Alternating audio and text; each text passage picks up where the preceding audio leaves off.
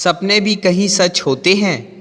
सपनों के बारे में लोगों की आम राय यह है कि वे कभी सच नहीं होते और कभी कभार किसी का कोई सपना सच हो भी जाता है तो वह इत्तेफाक होता है। एक रात राजा कृष्णदेव राय ने एक सपना देखा कि एक बहुत सुंदर महल है जो आकाश के बीच में लटक रहा है। उस महल के कमरे रंग बिरंगे चमकीले पत्थरों से बने हैं। उसमें प्रकाश के लिए कोई दीपक या मशालें नहीं थी, बस हाथ की ताली बजाते ही प्रकाश हो जाता था और ताली बंद होते ही वह महल गहरे अंधकार में डूब जाता था।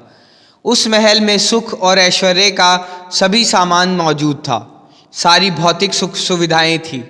उस महल में पहुंचने के लिए केवल मन में सोचना ही काफ़ी था। आंखें बंद कर अपने मन में सोचो और महल के अंदर पहुंच जाओ।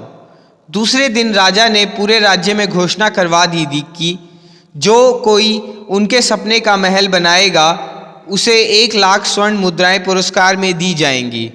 बस फिर क्या था, सारे राज्य में राजा के सपने की चर्चा होने लगी।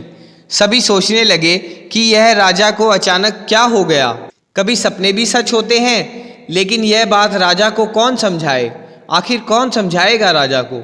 राजा ने तब अपने राज्य के सभी कारीगरों को बुलवाया और उन्हें अपना सपना सुनाते हुए उनसे उस महल को बनाने की बात कही। लेकिन कारीगरों ने ऐसे महल को बनाने में अपनी असमर्थता जाहिर कर दी।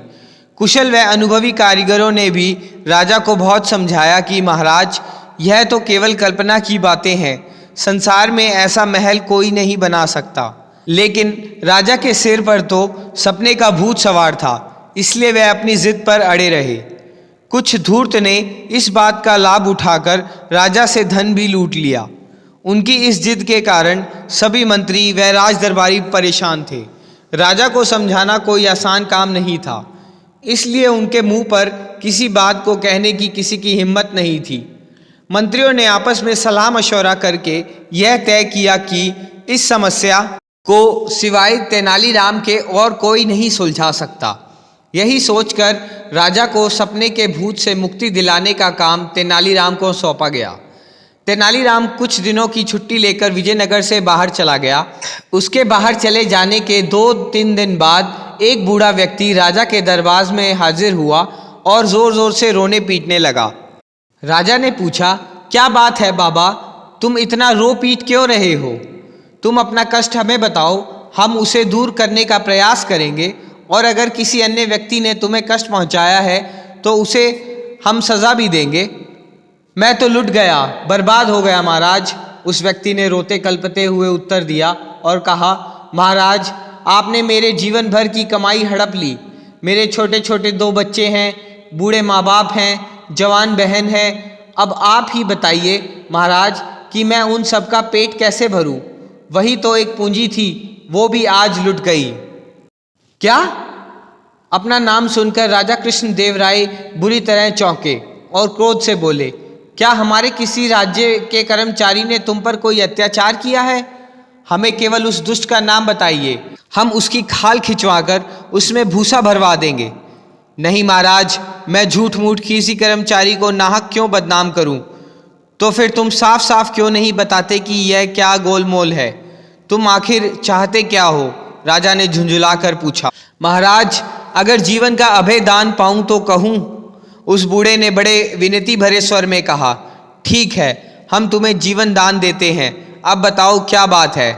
महाराज, कल रात मैंने सपने में देखा कि आप अपने सैनिकों को लेकर मेरे घर आए और मेरा धन से भरा हुआ संदूक उठाकर ले गए। आपने वह संदूक अपनी तिजोरी में रखवा दिया। उस संदूक में मेरे जीवन भर की कमाई थी, 10,000 स्वर्ण मुद्राएं।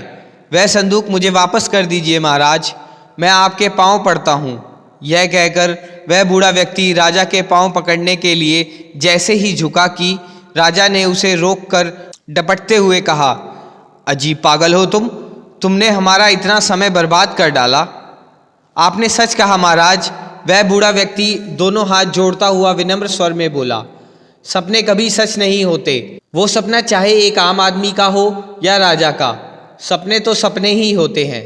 इस बात से राजा कृष्णदेव राय चौंके। उन्होंने अपनी पैनी नज़र उस बूढ़े व्यक्ति पर डालते हुए पूछा, सच सच बताओ, तुम कौन हो? कहीं तुम? क्षमा महाराज, आप जो सोच रहे हैं मैं वही हूँ, कहकर उस बूढ़े व्यक्ति ने अपनी नकली दाढ़ी, मूछ तथा पगड़ी उतार दी। उस बूढ़े का असली रूप देखकर सारे दरबारी एक स्वर में चिल्ला पड़े, तेनालीराम! इससे पहले कि राजा तेनालीराम को देखकर क्रोध में कुछ कहते कि उससे पहले ही तेनालीराम ने हाथ जोड़कर कहा, महाराज, आप मुझे जीवन का दान दे चुके हैं। इस बात पर राजा को हंसी आ गई।